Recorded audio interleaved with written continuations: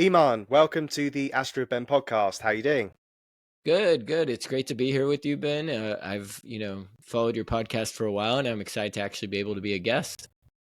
Oh, thank you, thank you. Well, it's episode 99, which it seems like a lucky number. I don't know if it is to you or not, but are you feeling particularly lucky at this moment in time? I'm thinking so. You know what? I'm thinking divisibles of three.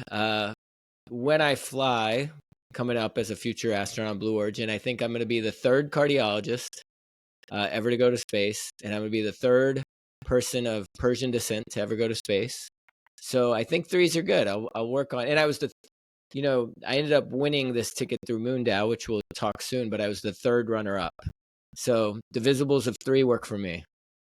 Hell yeah. Well, when you say the third runner-up, do you mean that there was someone else who technically won before and they didn't, whatever, for whatever reason? Well, should we take a step back and why don't Yeah, we you? can take a step back, I guess. Yeah, Yeah, because I want to dive straight into it, but yeah, yeah, I've had Paolo on the podcast before, but for people that haven't heard of MoonDAO, um, what is it, and how has this enabled you to potentially and well, realistically, yeah. going to go to space? So absolutely. So MoonDAO formed a few years back, and the idea came from just a bunch of guys, not me, sitting around saying we would like to democratize space, and we would like to send people who couldn't afford to go to space on their own. So this was around 2021 when Blue Origin was launching, Virgin had launched, and also, Inspiration 4, which is what this is, was about to have their first launch. And so they reached out on the internet and they basically said, send us cryptocurrency and we're going to crowdfund or crowdsource sending someone to space. I think they were more wildly successful than they ever could have imagined. And in 28 days, they raised something like $8 million worth of crypto, which is pretty wild. And with that, they said, okay, well, we're going to send two people to space, and we're going to have opportunities to basically fund other things. So not just sending people to space, which was the original idea, but also fund science and other proposals. So as part of that, the first person they sent to space was Dude Perfect. That was selected by the community, kind of trying to, I think, demonstrate that we can do it and maybe increase the profile of MoonDAO. And then the second seat was actually a raffle. So anyone could have participated in this. There's one other company that's done that in the past. There was a group called Crypto Space Agency that sent someone on NS-21, and I actually got to see that launch. We got the badge back here. And MoonDAO, I think, actually came up with the idea first, but they sent Dude Perfect on the following mission. And they ended up doing a raffle, about 10,000 people 3 years ago. And someone won. It was actually a gentleman from China, and they worked very hard for over a year to try to get him to come and fly to space. But due to political reasons, it just didn't work out, and they decided they needed to have another drawing because they had the second seat to give to the community. So then they had another raffle. About 2,200 people participated. And, we were sitting there watching it live with my family. I knew what number ticket I had. You just had to purchase an NFT using their governance token, which is called Mooney. And I got fourth. I was like, well, I didn't get it. And then I thought about it. I was like, but it's close. Like, I'm not completely out of the woods here. So I waited and waited and waited. And it turns out that the next day on Discord, it appeared to me that the first person was a Chinese national. I don't know that for sure, but, per his Discord discussion, he said, oh, I'm here from China. I'm very excited to fly. So I don't, for whatever reason, the first person, the second person, and the third person either chose not to or were unable to fly. And then so what ended up happening is on the night of the lunar eclipse, or the solar eclipse, I went and checked it out with my family up in India, and I came home and I got a text that said, hey, we need to talk to you guys. And I looked at my wife. I'm like, you think I got it? Or you think they're just going to offer me a ticket to go view it? She's like, I don't know. And so on Tuesday, I talked to Pablo, and he's like, you got the ticket. And I was out of my mind. I mean, you can imagine this is something I've been working for 15 years. I mean, really, as a kid, I've always wanted to do it, but I'd say I've been since 2004, I've been actively seeking it, and really, the ability to get it didn't start till about 2008 when NASA's first round of applications came through. Yeah. So for 15 years, I've been here trying. And sure, I won it through basically a raffle, but in my mind, the key is you just got to keep persevering. I mean, I'm involved in every aspect that you can be trying to get to space. So different groups, any opportunities to apply. There's different groups people can apply through, like Space for Humanity, MoonDAO. There was a group called Crypto Space Agency that's now rebranding as Sarah.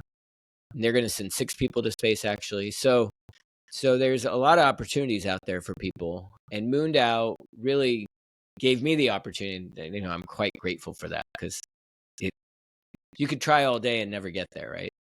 Well, it's like anything in life, isn't it? You know, persistence and the things that are most worth doing always take the most time. So you've certainly been on a journey. So the actual lottery process itself, how did that work? So you bought a Mooney, which is the cryptocurrency.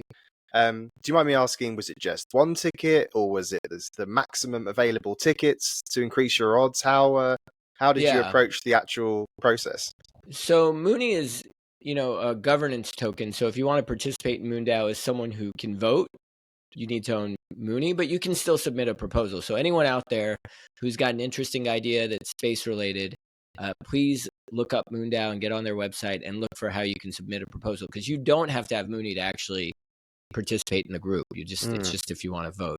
So they set it up to where you could buy a maximum of 50 tickets, and then, you know, you'd get a number. So basically I have an NFT and I knew what numbers I had. And so I bought 50, of course. You know, I think I always look back during Inspiration 4. I don't know if you recall, but there was a Super Bowl ad. And Yeah. as part of the Super Bowl ad, they said, you know, you could donate to St. Jude and get a ticket. And that's actually how Chris Sambrowski got his ticket. His friend won and gifted it to him. So I donated to that, you know, at that point.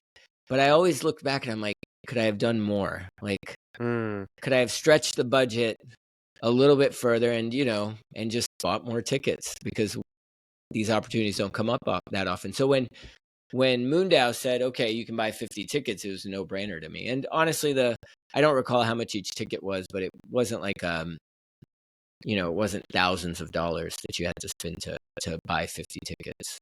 And how did you find navigating the cryptocurrency NFT element? Because you know, things like MoonDAO, you know, are certainly making space more accessible and democratizing access to space, but there's still a bit of a sort of barrier in understanding that side of things. Were you sort of interested in that anyway, or did you use your interest in space to sort of push you into navigating how to buy an NFT, for instance, or was it just quite simple to do on the website?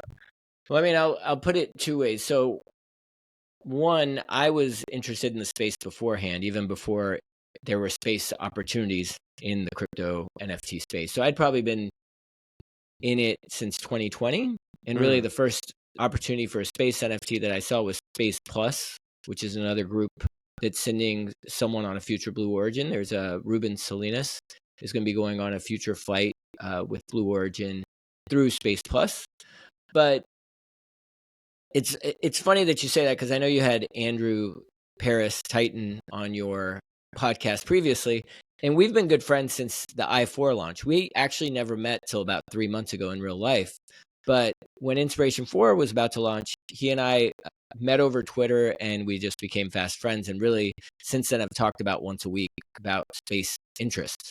So when Space Plus announced that they were going to do this, you know, ticket through an NFT, I actually helped navigate him through it, because you're right, it's not a straightforward process of purchasing Ethereum and then knowing how to set up a wallet and then going from there and purchasing an NFT and being able to see that NFT in your wallet. So in general, I would say that is a limitation, but what MoonDAO did this time to make it easier, because they saw that, you know, they realized they've been in this business now for 3 years. is they realized that they needed to make it easier. And what they did is on their website, they had a place that you could go and you could buy 10 tickets.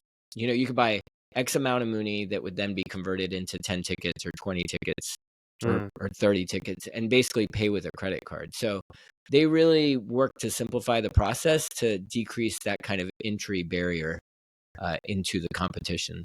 For sure.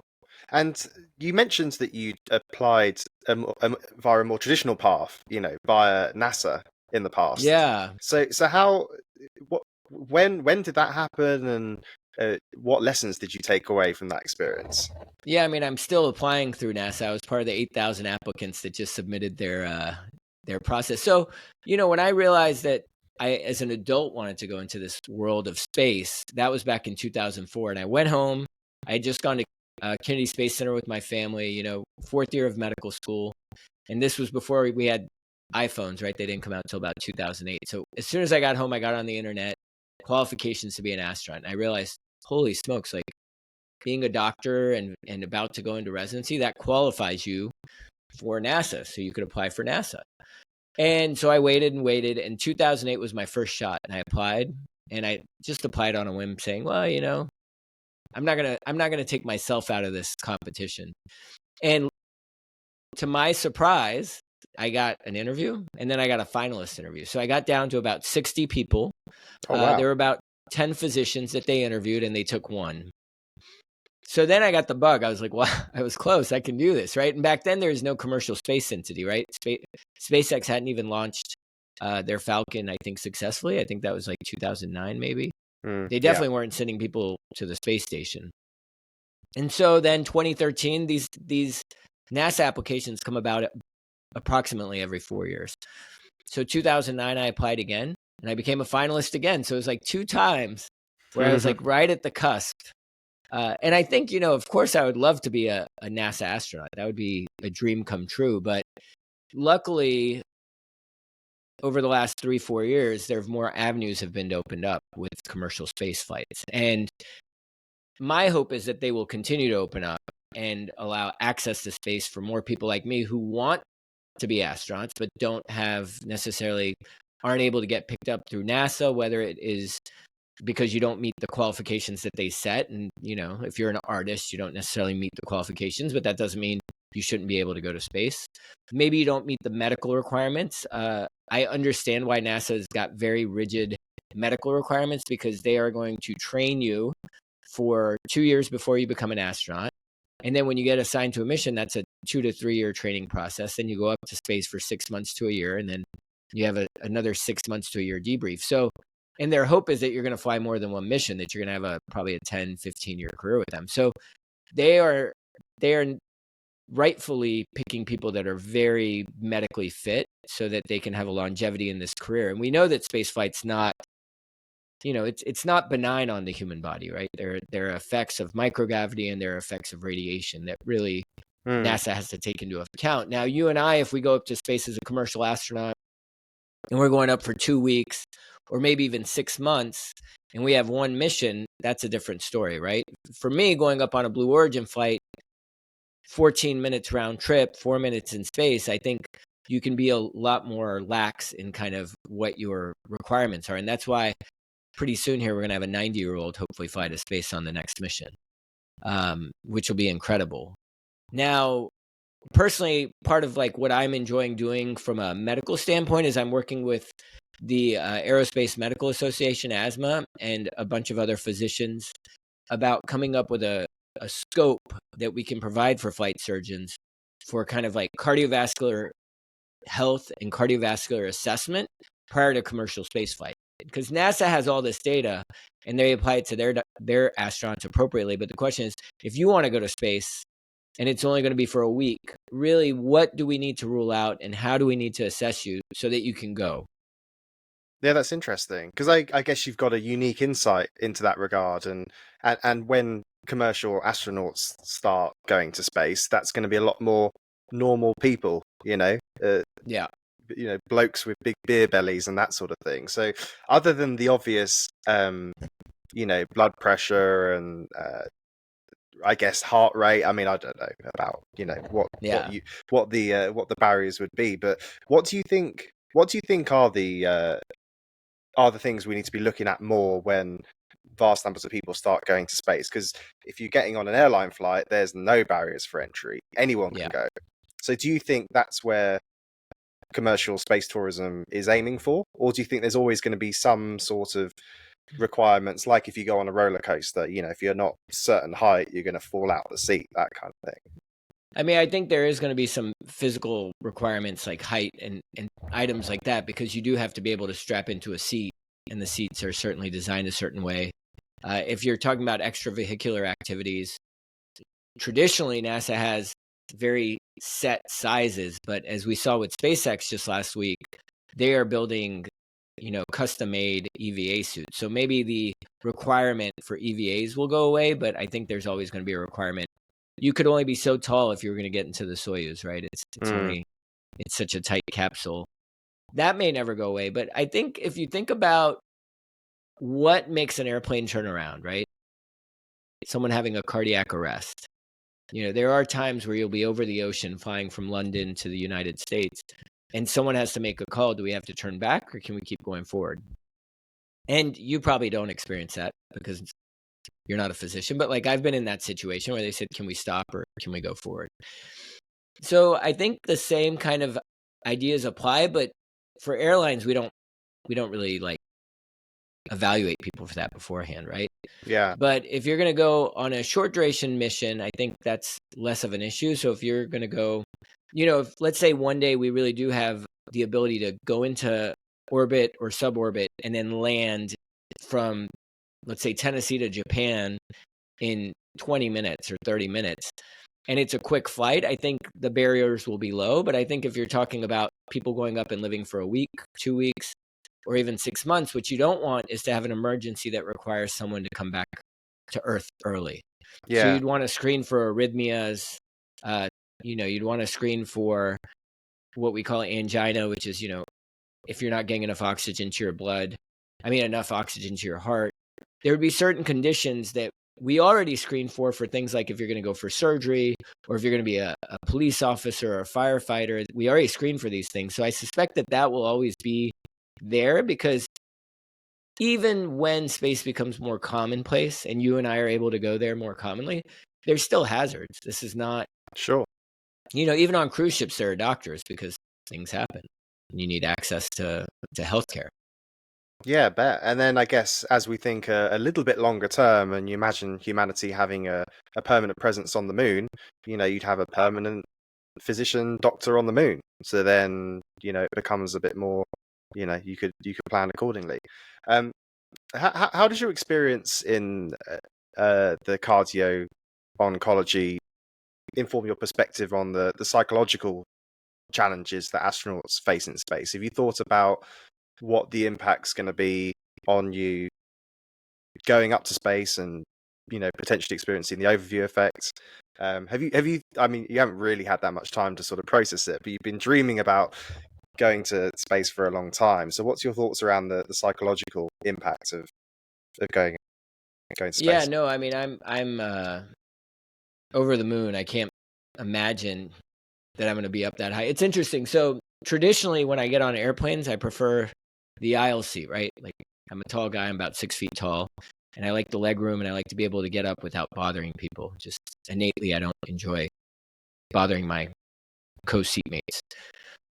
Lately, as of like the last 6 months, I have gone and sat in the window seat, and I'm enjoying the view more, right? Like, I'm taking more Yeah. time to kind of look out the window, which I think, I've been flying for 30 years and, regularly. And at some point you forget how incredible that feat is. The fact that we as humans are in the sky.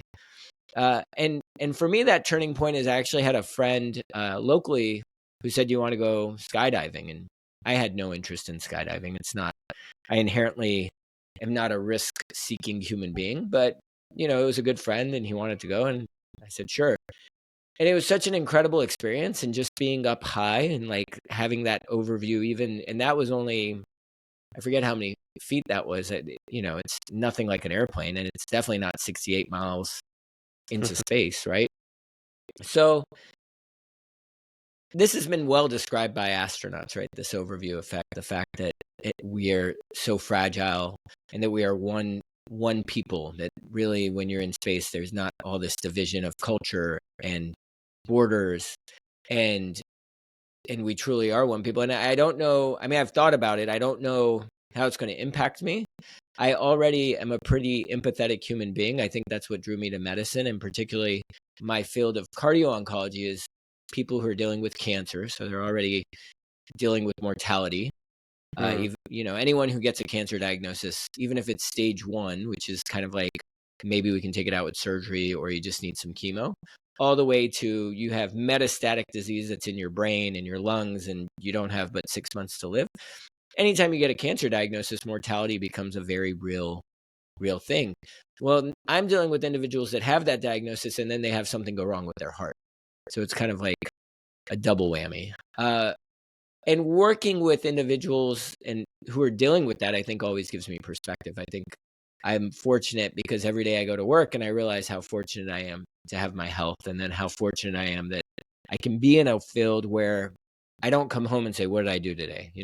Did I make a difference in somebody's life? Did I impact the world in a better way? Because I know that I have. Now, outside of the overview effect, if you think about the psychology of space travel, if we are sending people to Mars, which, that's 3 years potentially round trip, 6 months to get there, 18 months there, and then another 6 months back, or even the moon, and you're living, presumably people will be probably living subterranean in the moon to decrease radiation risk. There is a psychological impact. And when I was doing an analog mission, so for those of you who don't know, an analog astronaut mission is one where you simulate being somewhere. So we were simulating being on the moon. We were in a pressurized habitat at Biosphere 2 called SAM. It's a brand new habitat. We were the first group in that facility. We actually, part of the study I did is we brought a therapeutic AI pet. So there's a parotherapeutic robot, which is a seal, like a baby seal. And we looked at if that could basically comfort people and serve as a pet, because you're obviously not going to bring a dog or a cat to space because there's a lot of issues with that, right? Maybe ethically and also just like maintenance. So could an AI robot potentially serve as a comfort for people who are going to be living, 6 months to 3 years off planet? Yeah, that's interesting. Yeah, and in most science fictions, you've got TARS as Cooper's robot in Interstellar. It's kind of the assumption that the some sort of robot, the humanized robot, is the sort of companion R2-D2 in Star Wars or that sort of thing. Yeah.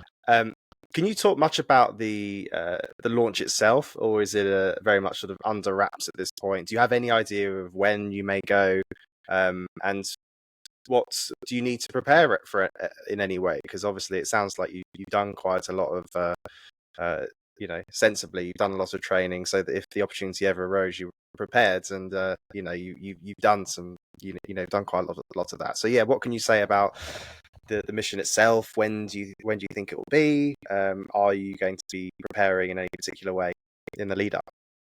Yeah, so Blue Origin will announce when the launch is. They have their schedule kind of set forward, and much of what you can kind of see on the internet, I can tell you. So the flight profile is that of Alan Shepard, the first American to go to space, the second human to go to space.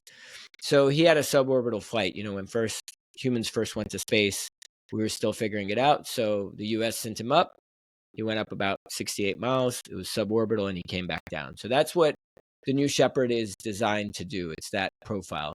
They are building a ship currently called the New Glenn, which is going to be their orbital launch rocket. And that obviously is John Glenn, who went to orbit. There is training above, before the mission. And typically that includes things like understanding the systems, understanding how the ship works. It's an automated ship, right? So there's no one driving it or flying it or landing it. Understanding when, you can get out of your seat, when you need to get into your seat. And obviously, I imagine emergency protocols will all be covered. a lot of that information is starting to come to me, but it's, kind of graded over time. But there will be a time where I have to go on site to train, as with all astronauts that fly with Blue Origin. Absolutely. Well, as a future space traveler, what personal reflections or aspirations do you carry with you on your journey to Earth's atmosphere? Do you have any particular I don't know, any particular photo you want to bring with you? Is there anything, because your life sort of led to this moment? What's your kind of thoughts around how you're gonna deal with it? What are you most excited about? Like, yeah, I mean, for me, I think after the fire, possessions have lost kind of their. I'm not one who's attached to possessions, but that doesn't mean I'm not going to bring some up. So, for me, the experience is the memory. And being able to share that with my family, which would include my wife, my children, my brother, and my parents will hopefully be able to come. That is very important for me to be able to do that. Sorry, this is my family right here. Bye, guys. My daughter's going to sleep. Sorry to interrupt. There you go. Podcast. They must have sensed we were talking about them. They heard it, yeah. But there is a photo I'm going to take. So this is a photo that was taken during my first interview at NASA outside of Mission Control. And in this photo, we have Jessica Meir, we have Mark Van Dye, we have Cyan Proctor, and we have myself. So 4 people, who ended up going to space in this group. And I think it speaks to me because, one, that was really my first time of saying, holy smokes, like maybe I can do this. Like this isn't just a pipe dream. And 2, that was back in 2009. So that persevering and staying with it really is important. Now, beyond that, I'm going to take obviously a picture of my family, but I've really offered up space in my payload for other people. So I have a few friends and family members who are artists. And so I've asked them to give me something to take to space, Cyan Proctor being one of those people. So Cyan and I are good friends from interviewing back in 2009. So we've known each other since then and kind of supported each other since then. I'm going to take patches from many of the things that I've done, since I have been in this pursuit. So that would include the Inspired 24 patch, which is our group that anyone can get involved in. I'm going to take up a patch for my colleagues that were part of Inclusion 1, which was my analog mission. I'm going to take a patch for the Biosphere 2 SAM facility. And these are going to be things that I'm going to send to the people. So it's not like I'm going to get the patches and keep them for myself, but I feel like I have to bring everyone that has this dream with me, and I have to also bring along everyone that supported me. So if I can bring up something of meaning to them, some mutual shared meaning, and get it back to them and be like, with a certificate saying this went to space, I think that would be meaningful and a good way to bring people along. Beyond that, there's the whole idea of, I think I'm the first person from Nashville, Tennessee to go to space. We have many Tennesseans that have flown, and actually Butch, who's flying on the Starliner, grew up about 30, 40 minutes from where I am in a community called Mount Juliet. But as a Nashville public school graduate, I think I'm the first person. So I'm going to reach out to my high school and see if there's something that they would like me to bring also. Just kind of, it's exciting. Of course it is. Well, look, I think that's a perfect place to end it. Thank you so much for inspiring myself and other people to show that, if you keep working at something, you can follow your dreams, and I'll be following your story closely. Eiman, thank you very much. Thank you, Ben. Thank you for your time, and I look forward to seeing more podcasts coming out.